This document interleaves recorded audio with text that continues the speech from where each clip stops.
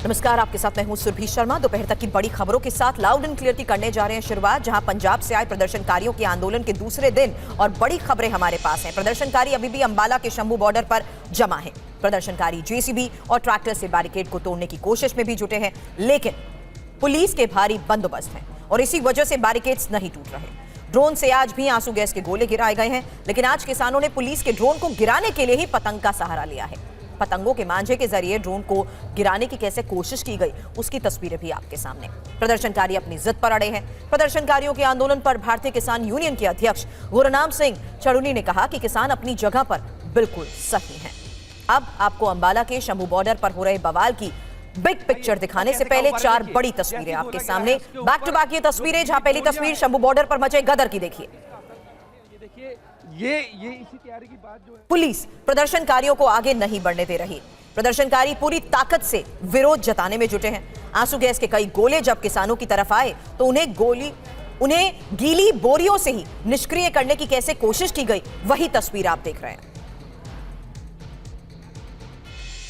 तो आंसू गैस के जैसे ही गोले दागे जा रहे हैं और जिस जगह पर ये शेल आकर गिरते हैं, वहीं पर कैसे गीली बोरियों से इन्हें निष्क्रिय करने की कोशिश की गई, ये तस्वीर आपके सामने। ये वो प्रदर्शनकारी हैं, वो किसान हैं जो इस बात से वाकिफ है कि किस तरीके से उन्हें यहां से हटाने के प्रयास किए जा रहे हैं। न सिर्फ अभी तक इस सिक्योरिटी को हटाने के इन्होंने प्रयास किए, लेकिन अब देखिए कैसे गीली बोरी को सहारा बनाते हुए इन्होंने जिस जगह पर ये आंसू गैस के गोले गिरे हैं, वहीं पर इसका सहारा लिया है और इसे निष्क्रिय करने की कोशिश की है।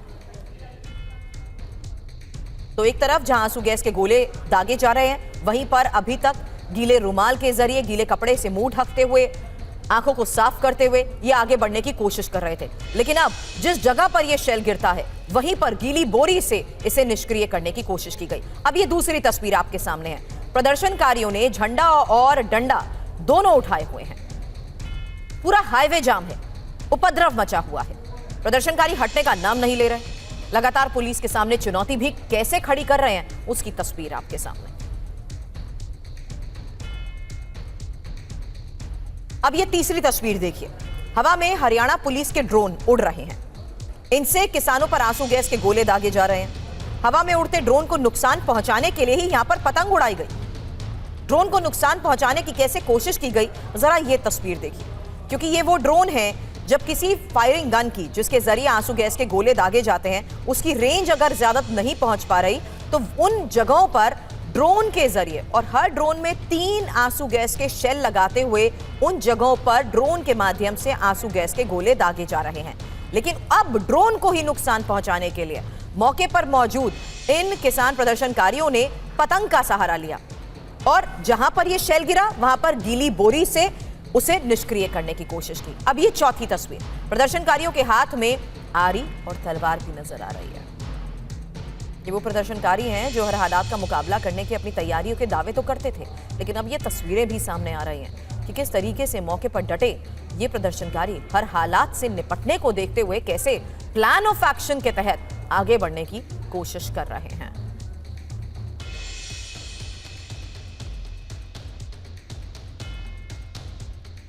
तो बैरिकेडिंग को तोड़ने के लिए प्रदर्शनकारी अब जेसीबी मशीन मंगवा रहे हैं। एक और बड़ी खबर, हरियाणा पुलिस के ड्रोन को गिराने के लिए जिस तरीके से अभी तक पतंगों के इस्तेमाल को लेकर खबर हमने और तस्वीरें आपको दिखाई, वहीं आपको बता दें कि बैरिकेडिंग को तोड़ने के लिए प्रदर्शनकारी जेसीबी मशीन्स भी मंगवा रहे हैं और आंसू गैस को निष्क्रिय करने के लिए वाटर स्प्रे और गीली बोरियों का इस्तेमाल कर रहे हैं। संवाददाता जितेंद्र भाटी शंभू बॉर्डर पर डटे हुए हैं। कुछ देर पहले उन्होंने एक रिपोर्ट हमें भेजी है, जिसमें प्रदर्शनकारियों के खेमे में कोहराम की तस्वीर नजर आ रही है। अरे देखिए, जैसी गोला गिरा है उसके ऊपर जो गीली बोरियां हैं वो डाल दी गई हैं ताकि उसका असर ना दिखे। ये देखिए, ये इसी तैयारी की बात जो है वो किसान करते नजर आ रहे थे और वो अब साफ तौर पर दिख रहा है। तो ये अब तस्वीर जो है वो आपको दिखा रहे हैं। एक और गिरा, दिखाइए निशांत, अपनी सेफ्टी के साथ दिखाइए। ये देखिए, लगातार जो गोले हैं वो गिर रहे हैं। तो ये तस्वीरें आपको हम दिखा रहे हैं लगातार। निशांत, अपना बचाव करिए और दिखाते रहिए किस तरीके से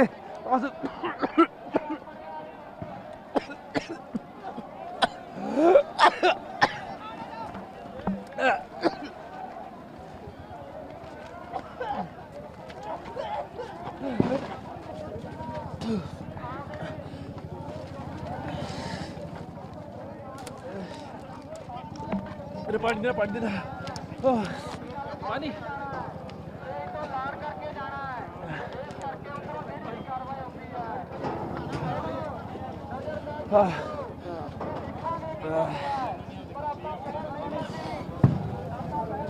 तो लगातार यहाँ पर गोले चल रहे हैं।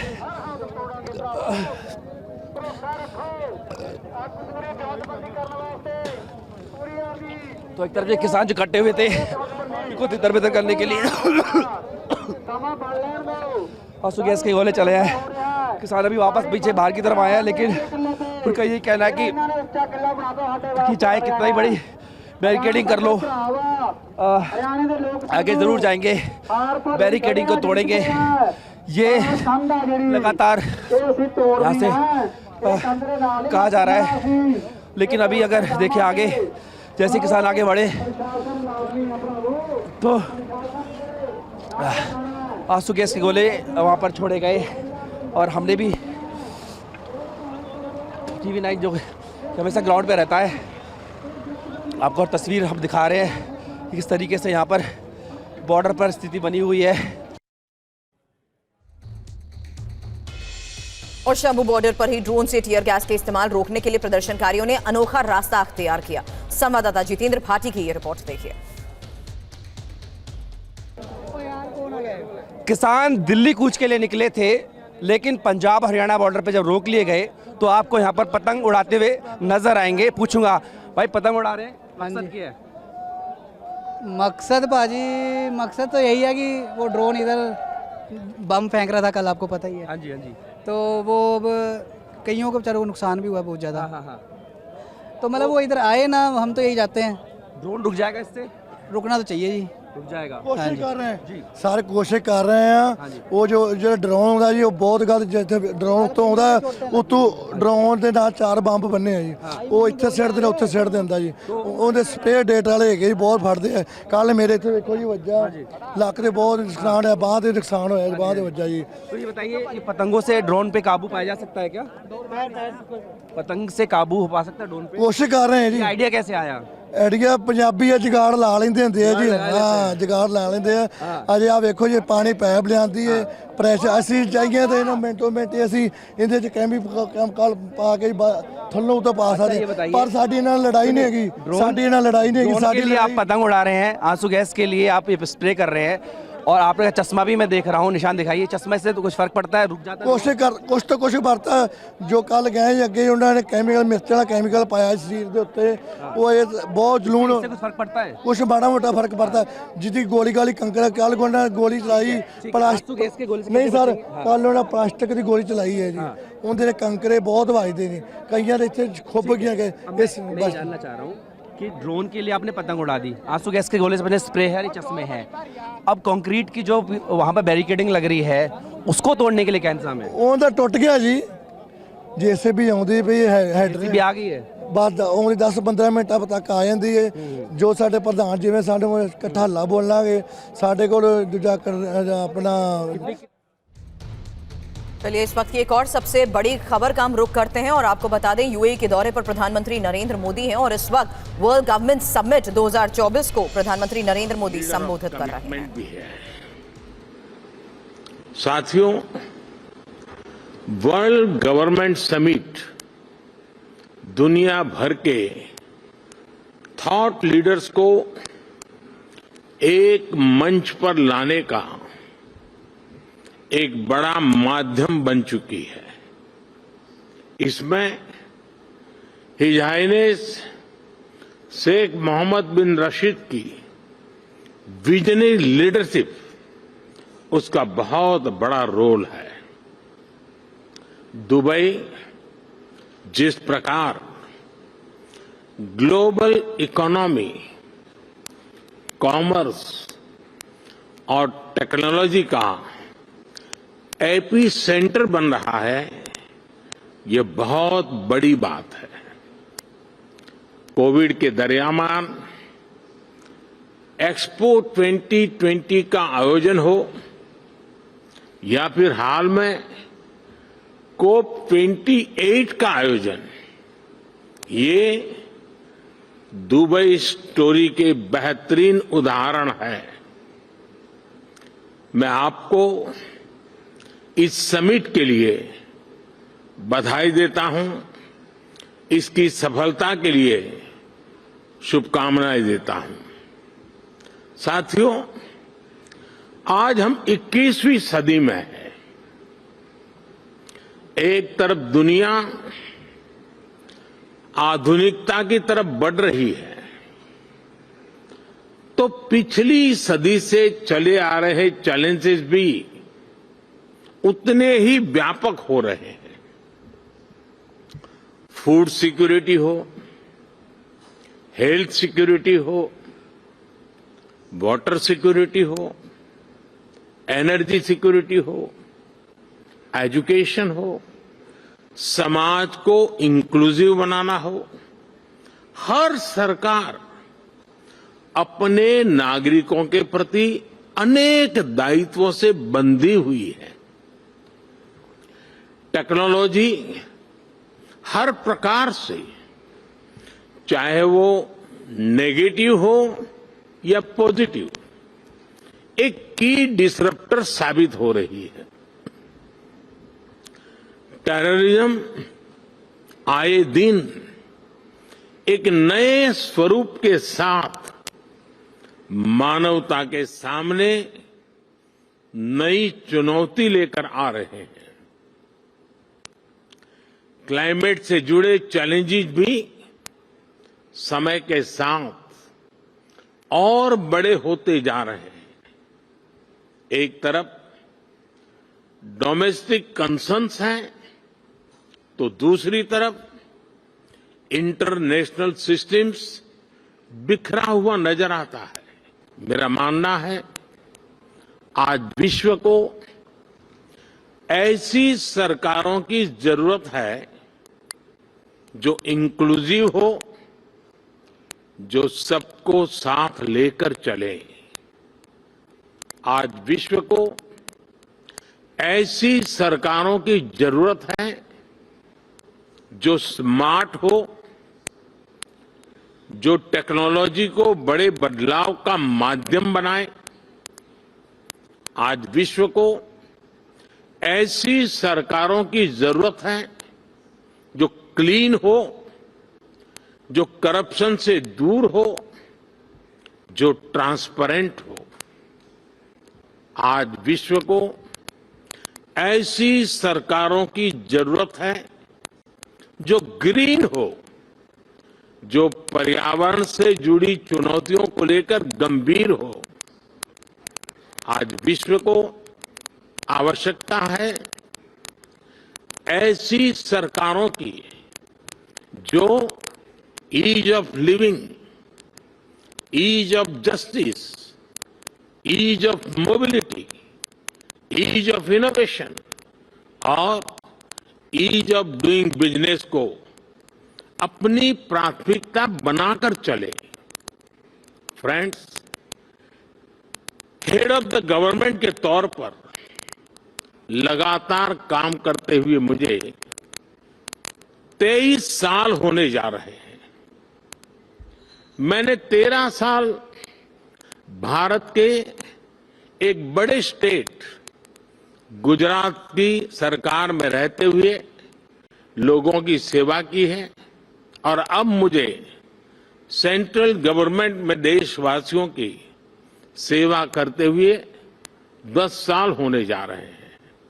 मैं मानता हूं कि सरकार का अभाव भी नहीं होना चाहिए और सरकार का दबाव भी नहीं होना चाहिए, बल्कि मैं तो ये मानता हूं कि लोगों की जिंदगी में सरकार का दखल कम से कम हो, ये सुनिश्चित करना भी सरकार का ही काम है।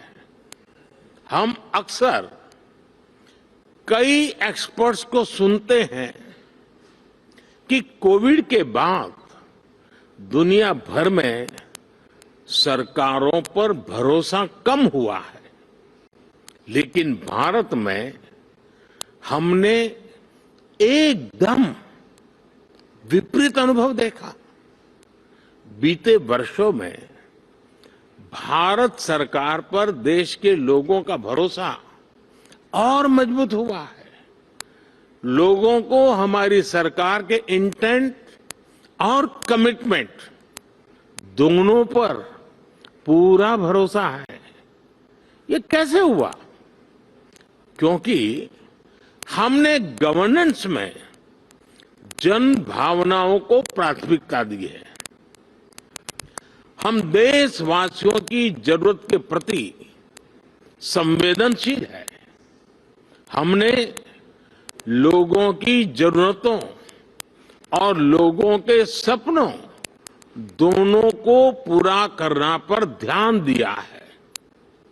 इन 23 वर्षों में सरकार में मेरा सबसे बड़ा सिद्धांत रहा है मिनिमम गवर्नमेंट, मैक्सिमम गवर्नेंस। मैंने हमेशा ऐसा एनवायरनमेंट क्रिएट करने पर जोर दिया है जो नागरिकों में एंटरप्राइज और एनर्जी दोनों को और बढ़ाएं। हम टॉप डाउन और बॉटम अप अप्रोच के साथ साथ होल ऑफ सोसाइटी अप्रोच को लेकर भी चले हैं।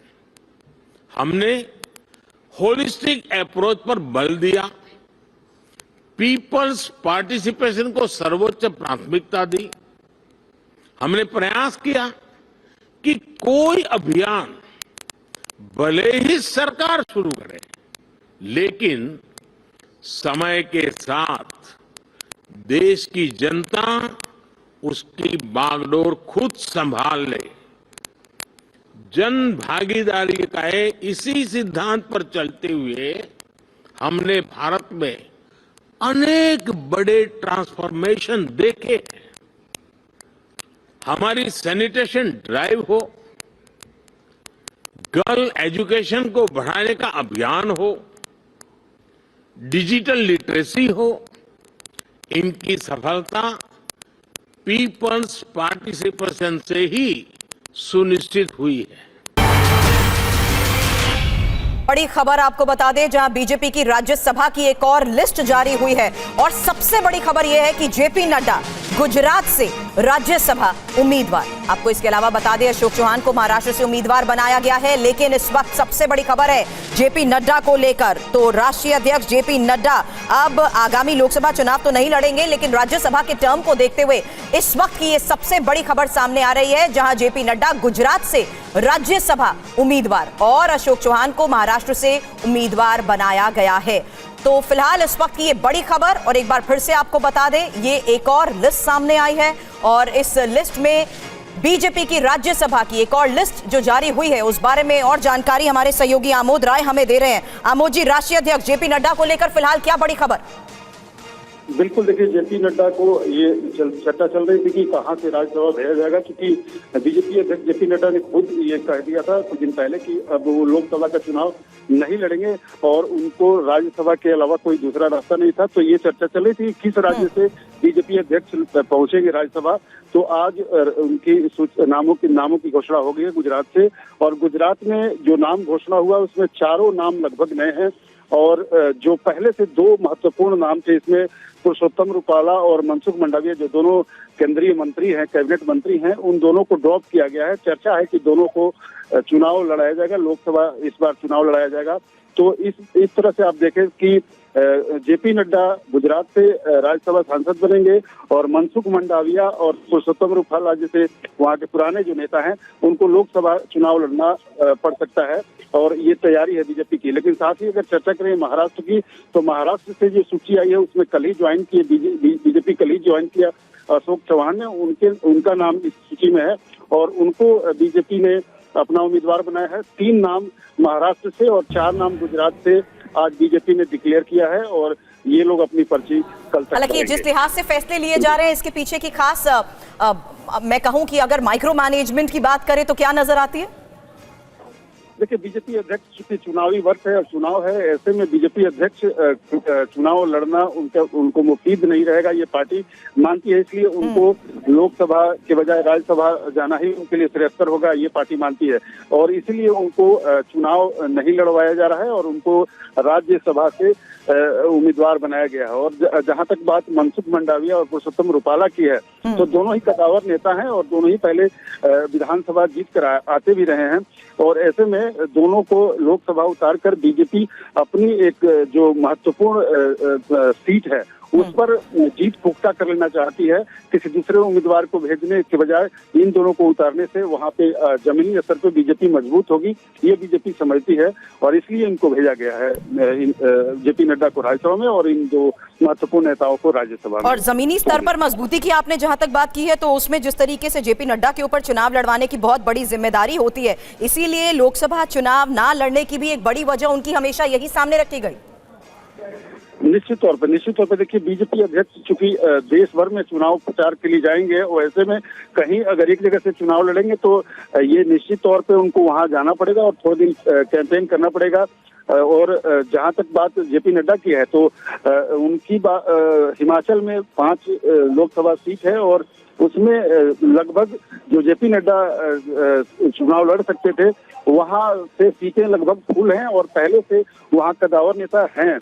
तो इसलिए बीजेपी मानती है कि वहाँ उनको जड़ें मजबूत है पार्टी की और वहाँ से पुराने लोगों को ही टिकट दिया जाएगा और वहाँ से वो चुनाव लड़ेंगे। तो राज्यसभा बेहतर ऑप्शन था उनके लिए, इसलिए उनको राज्यसभा भेजा गया है। और गुजरात चूंकि एक मुफीद जगह है जहाँ पे पहले भी बाहर के नेताओं को राज्यसभा भेजा जाता रहा है, वैसे में जेपी नड्डा को वहाँ से उम्मीदवार बनाया गया। अमोद जी, शुक्रिया पूरी जानकारी के लिए। तो हमें जाने से भी बचाया है। फ्रेंड्स, जहां तक क्लाइमेट चेंज की बात है तो इससे डील करने के लिए भी भारत की एक अपनी अप्रोच रही है। भारत आज सोलर, विंड, हाइड्रो के साथ साथ बायोफ्यूल्स, ग्रीन हाइड्रोजन पर भी काम कर रहा है। हमारी संस्कृति हमें सिखाती है कि प्रकृति से जितना हासिल किया है उसे लौटाने का प्रयास भी करना चाहिए। इसलिए भारत ने विश्व को एक नया मार्ग सुझाया है जिस पर चलते हुए हम पर्यावरण की बहुत मदद कर सकते हैं। ये मार्ग है मिशन लाइफ, यानी लाइफस्टाइल फॉर एनवायरनमेंट का। ये मिशन प्रो प्लेनेट पीपल का रास्ता दिखाता है। हम कार्बन क्रेडिट की अप्रोच को भी काफी समय से देख रहे हैं। अब इससे आगे बढ़कर हमें ग्रीन क्रेडिट के बारे में सोचना चाहिए। इसकी चर्चा मैंने यहां दुबई में ही COP28 के दौरान बहुत विस्तार से की थी। साथियों, जब हम फ्यूचर की तरफ देखते हैं तो हर सरकार के सामने आज अनेक प्रश्न हैं। हम अपनी नेशनल सॉवरेनिटी और इंटरनेशनल इंटरडिपेंडेंस में बैलेंस कैसे बनाएं? अपने नेशनल इंटरेस्ट के लिए काम करते हुए इंटरनेशनल रूल ऑफ लॉ के प्रति अपनी कमिटमेंट पर कायम कैसे रहे? नेशनल प्रोग्रेस का विस्तार करते हुए हम ग्लोबल गुड के लिए ज्यादा से ज्यादा कंट्रीब्यूट कैसे करें? हम अपने कल्चर और ट्रेडिशन से विजडम लेते हुए भी यूनिवर्सल वैल्यूज को समृद्ध कैसे करें? हम डिजिटल टेक्नोलॉजी का लाभ लेते हुए उसके नकारात्मक उन प्रभावों से समाज को कैसे बचाएं? हम वैश्विक शांति के लिए प्रयास करते हुए आतंकवाद के खिलाफ कैसे मिलकर काम करें।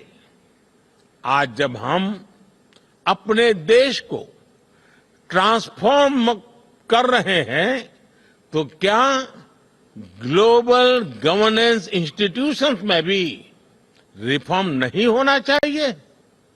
ऐसे अनेक सवाल हमारे सामने है। इन सारे सवालों को ध्यान में रखते हुए ही हमें अपनी सरकारों को दिशा देनी है, फ्यूचर प्लानिंग करनी है। हमें मिलकर कोहेसिव, कोऑपरेटिव और कोलैबोरेटिव वर्ल्ड की वैल्यूज को प्रमोट करना होगा। हमें डेवलपिंग वर्ल्ड के कंसर्न्स और ग्लोबल डिसीजन मेकिंग में ग्लोबल साउथ की भागीदारी को प्रमोट करना होगा। हमें ग्लोबल साउथ की आवाज सुननी होगी, उनकी प्राथमिकताओं को सामने लाना होगा। हमें जरूरतमंद देशों के साथ अपने रिसोर्सेस और अपनी कैपेबिलिटीज को शेयर करना होगा। हमें एआई, आर्टिफिशियल इंटेलिजेंस और क्रिप्टो करेंसी, साइबर क्राइम ऐसे पैदा हो रही चुनौतियों के लिए ग्लोबल प्रोटोकॉल बनाने होंगे। हमें अपनी नेशनल सॉवरेनिटी को प्राथमिकता देते हुए इंटरनेशनल लॉ की मर्यादा भी रखनी होगी। इन्हीं भावनाओं पर चलते हुए हम न केवल सरकारों के सामने उपस्थित चुनौतियों का समाधान करेंगे, बल्कि विश्व बंधुत्व को भी मजबूती देंगे। एक विश्व बंधु के रूप में भारत इसी सोच के साथ आगे बढ़ रहा है। प्रधानमंत्री नरेंद्र मोदी को आप सुन रहे थे, जिन्होंने विश्व के उन तमाम बड़े मुद्दों का जिक्र फिलहाल इस वर्ल्ड गवर्नमेंट फोरम 2024 में किया है, जहां पाकिस्तान में सरकार के गठन का फॉर्मूला तय हो चुका है। बड़ी खबर आपको बता दें, शाहबाज बिलावल भुट्टो सरकार बनाएंगे। शहबाज होंगे पाकिस्तान के नए पीएम। बड़ी खबर, नवाज शरीफ ने शहबाज का नाम आगे बढ़ाया है। आसिफ अली जरदारी राष्ट्रपति बन सकते हैं। तो एक बार फिर से बता दें, इस वक्त ये बड़ी खबर मिल रही है, जहां आपको बता दें कि अब पाकिस्तान में सरकार के गठन का फॉर्मूला तय हो चुका है और बिलावल भुट्टो और शहबाज सरकार बनाएंगे। शहबाज पाकिस्तान के नए पीएम होंगे। नवाज शरीफ ने शहबाज का नाम आगे बढ़ाया है और आसिफ अली जरदारी राष्ट्रपति बन सकते हैं। हमारी जो जंग है वो इस मुल्क के जो चैलेंजेस हैं उनके खिलाफ सबसे पहला चैलेंज इस मुल्क के नंबर 1 में समझता हूँ वो हमारी इकॉनमी है। उसको हमने पाँव पे खड़ा करना है, जो कि एक बजाते खुद एक हिमालय नुमा एक चैलेंज है। लेकिन शहबाज शरीफ को आपने सुना, तो पाकिस्तान में फिर शरीफ सरकार। और सोर्सेस फिलहाल क्या बता रहे हैं कि सेना के दखल के बाद पाकिस्तान में यह फॉर्मूला तय हुआ है। सेना ने खत्म किया शरीफ जरदारी के बीच का टकराव और शहबाज शरीफ पाकिस्तान के अगले प्रधानमंत्री होंगे। शहबाज शरीफ दूसरी बार पाकिस्तान के प्रधानमंत्री बनेंगे और नवाज शरीफ ने शहबाज का नाम जिस तरीके से आगे बढ़ाया है, सोर्सेस के हवाले से ये बड़ी खबर मिल पा रही है कि आसिफ अली जरदारी भी अब राष्ट्रपति बन सकते हैं। शहबाज खुलेआम इमरान समर्थक सांसदों को साथ आने का न्योता भी दे रहे हैं। अब इमरान ने पाकिस्तानी आवाम को धन्यवाद दिया है। एक और बड़ी खबर, पीटीआई को समर्थन के लिए धन्यवाद। इमरान खान की तरफ से कहा गया, भारी मतदान लोकतंत्र की मजबूती का ही सबूत है।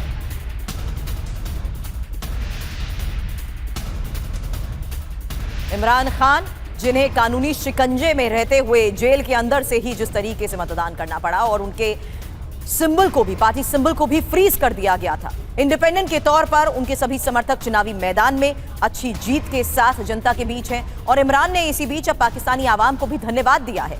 पीटीआई को समर्थन के लिए धन्यवाद इमरान खान की तरफ से कहा गया और कहा कि भारी मतदान लोकतंत्र की मजबूती का ही सबूत है।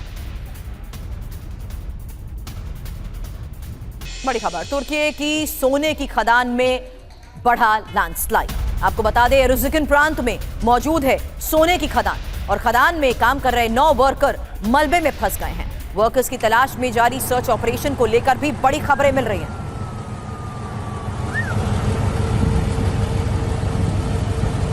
तस्वीरें भी आपके सामने देखिए, खदान में किस तरीके से लगातार हालात बिगड़ते जा रहे हैं और ये लैंडस्लाइड हुई है। खदान में इस लैंडस्लाइड के बाद की स्थिति और तस्वीरें आपके सामने। रुज़िकन प्रांत में सोने की एक खदान मौजूद है और खबर ये मिल रही है कि खदान में काम कर रहे 9 वर्कर्स मलबे में फंसे हुए हैं। इंफॉर्मेशन वॉल पर इन तस्वीरों को जरा आप गौर से देखिए, क्योंकि सोने की खदान में लैंडस्लाइड की जिस तरीके से ये तस्वीरें सामने आई हैं, वर्कर्स यहां पर मौजूद थे जो इसकी चपेट में आ गए हैं। हालांकि बड़े स्तर पर सर्च ऑपरेशन का काम इस तरीके के हालात से निपटने के लिए अब चलाया जरूर जा रहा है और 9 वर्कर्स जो कि मलबे में फंसे हुए हैं उन्हें सर्च करने की कोशिश की जा रही है। ये सोने की खदान है और सोने की खदान के ऊपर ये जो काले धुएं का ये जो गुबार आपको नजर आ रहा है, ये एक तरीके का लैंडस्लाइड की ही तस्वीरें हैं। जो दूर से नजर आ रहा था कि काले धुएं का ये गुबार है, लेकिन देखिए सोने की खदान में किस तरीके से लैंडस्लाइड की ये भयावह तस्वीरें सामने आई हैं और कई लोग इसकी चपेट में आ गए हैं। फिलहाल इंफॉर्मेशन ये सामने आई है कि 9 वर्कर इस मलबे में फंसे हुए हैं और इनकी सर्च के लिए फिलहाल ऑपरेशन को युद्ध स्तर पर चलाया जा रहा है। लेकिन